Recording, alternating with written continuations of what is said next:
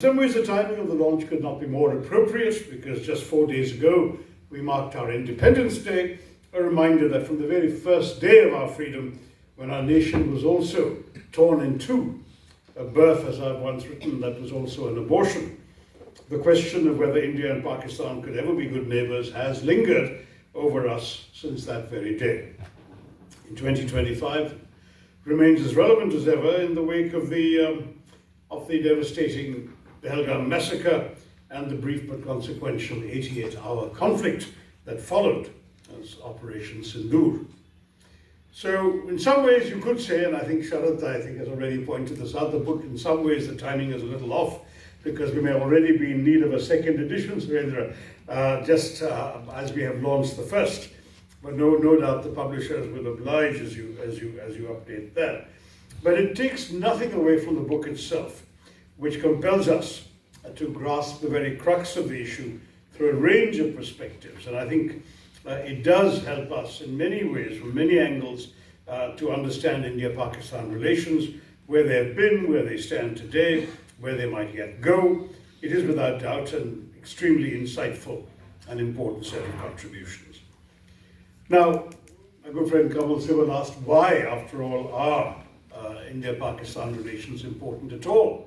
And I think the answer, from my view, is that if we accept that the overwhelming priority, our overwhelming objective as a nation, is the growth, development, and prosperity of our own people, then peace and tranquility on our borders is indispensable to our national interests.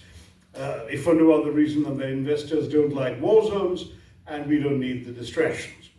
India today stands at the threshold of immense possibility. We aspire to emerge as a developed country by 2047, a leading power in a multipolar world, one where we can grow unimpeded, define our own spheres of influence, and set the terms of our engagements. In doing so, we aim even to help shape the future geopolitical global order, while serving as the voice of the global south and ensuring that the priorities of developing nations are represented at the world's high tables. Yet these aspirations will ring hollow if we are constantly being pricked by needles from across the border and we're unable to sustain stable relations in our own neighborhood. So in this context, Pakistan is our most persistent foreign policy challenge, and I think arguably perhaps our most pressing national security concern. But we have a problem on the other side, which is that while there are objective reasons why peace is in our interest, and my good friend Manish Ankaraya sitting in the front row has been the most eloquent advocate of it, the problem is that sentiment is very minimally reciprocated on the other side. My own journey from Mani's camp to Kamal's, if you like, or to something close to that side, has been actually a very reactive one. Watching Pakistan, of which I had a much more positive view when I was at the UN, working with Pakistani officials, when I visited Pakistan as a UN official and was received with the kind of hospitality for which they're famous, and I thought there was tremendous possibility for peaceful relations. And then we saw it happening, unraveling over in a very systematic fashion, entirely because of Pakistan. 2003 to 7, more or less, was a period of complete bonhomie and good relations in every conceivable way. I have not even gone back to the earlier history, which is adequately covered in the book. Then 2008, my friend Shah Mahmood Qureshi was in Delhi to actually sign a liberalized visa agreement that day when 2611 happened. And the horrors of it, and the 166 deaths on our soil of our own citizens, of all faiths I might add, was a chilling reminder of what Pakistan was capable of wreaking on our soil. And then, of course, our government took the very mature and responsible decision not to retaliate, to find instead a method combining diplomatic pressure with the support of allies around the world. Allies is the wrong word, but partners around the world, or well-disposed countries with great influence in Pakistan around the world, to bring Pakistan to heel. We compiled an extensive dossier. We caught one of the terrorists alive, and not only our intelligence, but intelligence agencies from the Western world even recorded the chilling voice of that handler in Pakistan, giving minute-by-minute instructions to the killers in Mumbai. All that evidence, copiously collected, handed over to the Pakistanis, and to this day, no one has been prosecuted, let alone punished, by the Pakistanis for their participation there in this horrendous crime. Even the Americans managed to convict 2 conspirators, one of whom has now been extradited to us, but Pakistan has not. Pakistan, of course, exists only because of the pernicious two-nation theory, disproved, as many essayists in this book have pointed out, by the very birth of Bangladesh in 1971. M.J. Akbar's essay is eloquent on that subject. And as General Kapoor's essay observes, cast themselves as the defenders of Jammu and Kashmir, which as recently as this year, the so-called Field Marshal has described as Pakistan's jugular vein. These well-worn justifications have enabled the army to tighten its grip on power by portraying India as an existential threat. And this is where it became increasingly clear to me that there was something about the makeup of the Pakistani state that made the candlelight at Wagah flicker out rather than positively in my own heart. And that is the realization that, to paraphrase Voltaire on Prussia, that whereas in India the state has an army, in Pakistan the army has a state. And that because there is no army in the world, in any country in the world, that commands a larger share of their country's GDP or national defense, the national budget, not just the defense budget, the overall government budget. No army in the world controls as much as Pakistan does. The army's vested interest in maintaining its dominance is colossal. As has been pointed out in Aisha Siddiqa's famous book, you don't join the army in Pakistan to defend the country, you join the army in Pakistan to run the country. And you're there even after retirement in a wide variety of businesses: import, export, petrol stations, real estate, you name it, universities, think tanks, academic institutions. To be in the army is to be in a position of privilege. I remember an Indian friend in the days of good relations with Pakistan visiting there, and his host happened to be somebody with an army background, or his brother had an army background. I've forgotten the details. And this friend recounted how they went to a tourist site with an enormously long queue. And this friend of his was not even in uniform, just walked up to the head and said, "I'm from the army, 2 tickets please right now," and that was it. Off they went in, bypassing an hour-long queue. And that's simply the way the country is. It wouldn't work here, it does there. And so we have to confront the fact that every Indian-initiated effort at peace, from Nehru's pact with Liaquat Ali Khan in 1950, to Vajpayee's bus journey to Lahore in 1999, and Modi's Lahore outreach in December 2015, when he went. I mean, it was an amazing story, which I'm sure all of you are very familiar with, of how he was reminded by his foreign secretary when the delegation visiting Kabul was all sitting in their cars about to head to the airport, that he had to call Nawaz Sharif to wish him on his birthday. And so Modi makes the call, and Nawaz Sharif says to him, "Listen, you know, I'm on the way to Delhi. Why don't you stop and celebrate with me? It's also my granddaughter's wedding."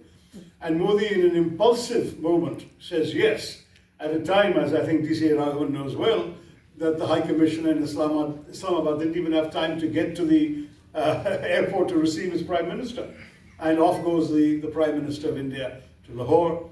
An amazingly spontaneous gesture, a very wonderful day of bonhomie and affection and exchange of gifts and so on. And 3 weeks later, what do we get? We get a terrorist attack on Pathankot. And our Prime Minister is so disbelieving that this could be possible that he calls Nawaz Sharif and invites Pakistan to participate in the investigation into that terrorist attack, still assuming a level of good faith. And to the horror of the Indian intelligence community, the Pakistan intelligence sends people to look at the Indian airbase firsthand, and then they go back to Pakistan and announce, so the Indians did it to themselves. That, I think, was the last straw. That was the sense of betrayal there was so colossal. The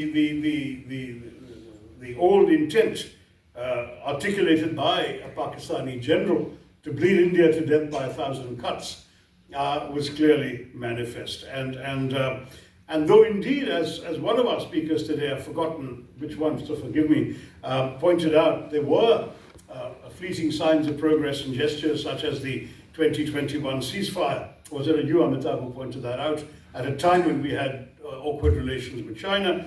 And they renewed their commitment to the 2003 ceasefire, which had been actually perhaps the best one we'd had for quite some time. Even though they did that in 2021, a change of personnel at the top of the army is all it took for Pahalgam to happen on April 22, 2025. And so at the end of the day, I don't think India had very much choice in how to react about all this. In my book Pax Indica, which was published in 2012, I had warned that if there was ever another Mumbai, another attack of comparable impact with clear evidence of Pakistani complicity, that the restraint we had shown in 2008 might be impossible and all bets would be off. And indeed, that's exactly what happened. I didn't feel that any democratic government, least of all India, with all the record of betrayals by Pakistan, one after the other, could sit idle while a neighbor assaults its civilians and innocent holidaymakers with impunity. And that's why that warning found its response in Operation Sindoor. And some of you may be aware that a couple of days after Pahalgam, I wrote an op-ed in the Indian Express advocating precisely this. The headline they gave it was a good headline, was "Hit hard but hit smart." That is, hit hard because kinetic response was unavoidable. We simply could not afford to turn the other cheek. We cannot let them believe they can do this with impunity. At the same time, don't forget that development is our larger goal. We can't afford this to be seen as the first salvo in a protracted war. They were hit smart, precise, calibrated, targeted attacks. And you can imagine my satisfaction and semi-disbelief, because I didn't realize that anybody in Delhi would be reading my op-ed. I did exactly that, and Operation Sindoor a few weeks later followed, which is why I was such an enthusiastic supporter of it. It followed exactly the course of action I had advised in my op-ed just after Pahalgam. So, to my mind, with Balakot of 2019 and now Operation Sindoor, India has sent a very clear and unambiguous message that we would not hesitate to go to war if terrorism is unleashed in our soil in this manner. And I think the fact that we battered their defenses as much as we did, with the 11 air bases being struck, the significant demolition of facilities. There was a command and control center that was so badly damaged that subsequently it has been dismantled, as commercially available satellite pictures have demonstrated. And the devastating effect of the BrahMos was demonstrated as well. I think that we've now sent an unambiguous message. Now, I take the point of those who said today on stage that surely we don't believe that this is going to end terrorism from Pakistan. Of course we don't. The facilities we've destroyed can all be rebuilt within 6 to 9 months and probably will be. But the intent may have been shaken a little bit. And certainly the successful strikes of the night of 9th, 10th May, and the ability of India to intercept the attempted Pakistani response when they sent missiles to Delhi on the morning of the 10th, I think was what contributed, undoubtedly, and not Mr. Trump, to the call by the Pakistani DGMO to his Indian counterpart asking for peace. Yes, General Munir or Field Marshal Munir has been rattling the nuclear saber thereafter. He has already announced in Washington that if Pakistan were attacked, they would take half the world with them. I'm not particularly inclined to worry too much about this kind of bravado. And I think, as Major General Mehta put it aptly in the first chapter of this book, it's really one more confirmation that India-Pakistan relations are all snakes and no ladders. which I think is an apt way of putting it. And yet, as a former UN official, and this is where the sort of Manishankar Iyer advice comes back to me, I know it's not enough to simply give up trying. It's never wise, of course, to indulge in hypotheticals, but pragmatism does demand that we ask, how do we navigate this terrain? How do we create even a narrow opening for something of a serious thaw? Even if we were to go back to sort of the brief periods of tranquility we've had, 2003 to 7, but earlier there were other windows when we had pretty decent relations with Pakistan. I would even say the Zia years up to his assassination weren't that bad in terms of our relations. We were playing cricket with each other regularly, we were visiting each other, and so on and so forth. What I would congratulate Surendra Kumar for is that this book does succeed in asking that question of the contributors, and it brings various perspectives together on what can and must be done to move the relationship forward, if at all possible. And I should stress that India has never said we are not open to normalizing relations with Pakistan. We have merely said that given the record of Pakistani behavior, the onus is on them. They're the ones who have to take the first steps to show some sincerity about dismantling the terror infrastructure on their lands. Why can't they be serious about shutting down these terror camps? Everyone knows where they are. The UN committee has a list of 52 names of individuals, organizations, and places in Pakistan. It's not that Pakistan doesn't know they exist, nor their sponsors. Shut them down, arrest some of these characters, show some serious intent, and I think India will be only too happy to reciprocate. But in the absence of anything other than words, how do we take those words seriously when those words have been betrayed time and time again? And when even sincere voices, I mean, I have no doubt that the Zardari government was sincere about peace when they were in power before 2008, and right up to November 26, 2008, they were sincere. But the fact is, they are then either unable or unwilling to prevent the malign men who may order these terrorists to come from getting away with it. So unless some gestures are made from there, I have to say that words alone are not going to be enough from Pakistan, and that since terrorists continue to thrive in Pakistan, where they've been incubated and with no punitive measures having been taken, even when complicity has been established, I have to say that there is understandable reluctance, I think, in the government and in the foreign policy establishment generally, and many of these gentlemen here are members, good sort of card-carrying members of the foreign policy establishment. I think it would be difficult for them to stand up or sit in a meeting and advocate that we make the first gesture. We won't. And I think that's very clear that politically, the appetite for making that first gesture, I was looking at Surendra Kumar's chapter with those almost fantastical recommendations. Lend Pakistan $3 to $4 billion. So Surendra, I'm sorry, Surendra. I said after 10 years. We will have to see. We will have to see Pakistan do something serious to convey intent before we can start reciprocating. Though I'm convinced we will reciprocate. In fact, when I chaired the External Affairs Committee the first time, we published a report 7 years ago, which is on the Lok Sabha website as a matter of record, advocating that we resume people-to-people relations, even while the government had taken, after the Pathankot and Uri episodes, they had said they would not have any relations, any dialogue with the government. We said, yes, even though don't talk to the government, but at least liberalize visas for people, because all Pakistanis who come to India end up loving the place and become voices for peace in Pakistan.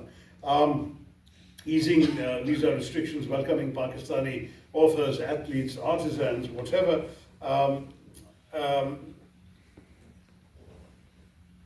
don't think now the appetite for that is going to be there just yet.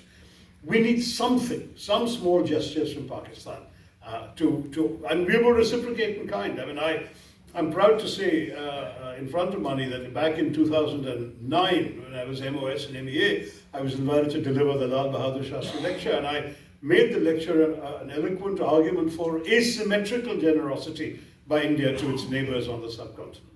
I pointed out that, whenever we sit around with our SAARC neighbors, we account for 70% of the population, 80% of the GDP. We displace a certain amount of weight. We should not be surprised by the resentment of our smaller neighbors. I was often reminded of the wonderful line by the president of Mexico in 1910, Porfirio Diaz, who said, "My poor Mexico, so far from God and so close to the United States." I think it's very similar feelings must be there amongst many of our neighbors about us, that they are too close to this huge behemoth around them. And therefore I argued the case that we should, and I found a quotation from Guru Nanak to bolster my argument, that we should be asymmetrical in our gesture. And I'm convinced that if Pakistan shows any serious intent, we will be we will be more than equally generous in our response. But for any of the contributors to this volume to expect India now to make the first gesture is completely living in La La Land. It's not going to happen. And certainly with the present regime, with with Field Marshal, I keep forgetting his promotion, Munir, and the language he has used, the extraordinary bigotry, can you imagine, of addressing a Pakistani diaspora audience and advancing the proposition that Muslims cannot live in a non-Muslim majority country? It boggles the mind. Did he have no sense of irony as to who he was talking to and where? These are Pakistanis living in America. And he says Muslims cannot live in a non-Muslim majority country. This fellow, as long as he is ruling the roost in Pakistan, I have very, very few expectations of any serious gesture from Pakistan. So there are all these other things that have been suggested in various parts of the book.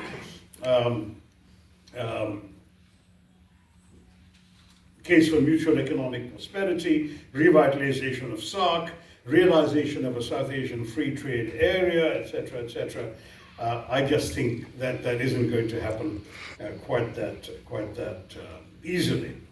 So let me try and close. I think I've used up my 15 minutes by reminding us that yes, India and Pakistan are bound more closely by history, culture, and kinship than almost any other two nations.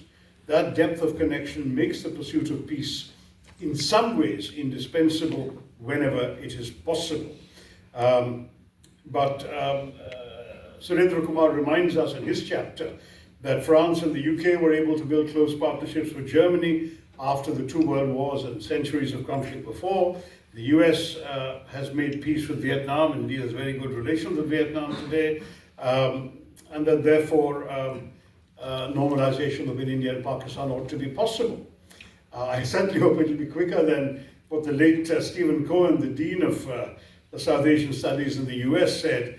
He argued that the two countries might reconcile after shooting at each other for 100 years. 100 years is longer than any of us in this room, with the exception of our Foreign Secretary Rasgotra, can ever expect to be around. So I think we should hope that he was wrong.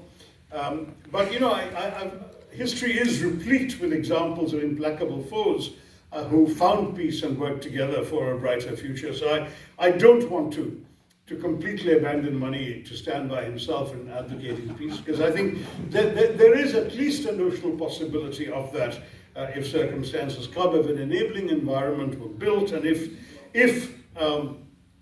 we are able to remind ourselves of the bonds that run deeper than politics. I can tell you anecdotally, when I was at the UN in the peacekeeping department in the mid-1990s, which was after some years of terrorism in Kashmir and so on, we had an Indian major and a Pakistani brigadier serving in our military advisor's office. Neither was the military advisor, that was a Canadian general, but we had both of them there. And these two chaps had lunch together every single day. They were practically inseparable. They could, as they fully realized, shooting at each other across the border a few years earlier or a few years later. Who knows, maybe they did it in Kargil, I have no idea. But they had Punjabi in common. The major was a Sardarji. The brigadier was a Punjabi from Pakistan. And they had all the other bonds of taste for cuisine, of language, of culture, of music, etc., that made it so easy for them to maintain that relationship. And we mustn't forget that. And that is a case that we should definitely hope for. I don't know, because I haven't been to Pakistan for many years, what the younger generation of Pakistanis feels like in Pakistan, but certainly I can vouch for the diaspora, because I sat, for example, in the stands during the World Cup match between India and Pakistan in England in 2019.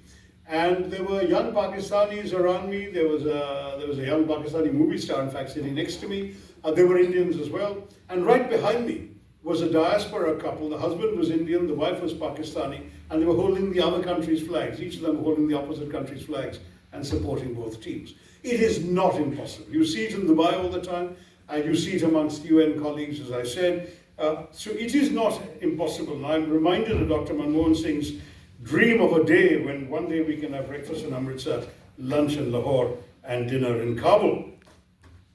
And who knows, perhaps one day we might find Mr. Trump's great surprise, to his great surprise, that we may not be buying oil from Pakistan, that he hasn't yet failed to find out in Pakistan.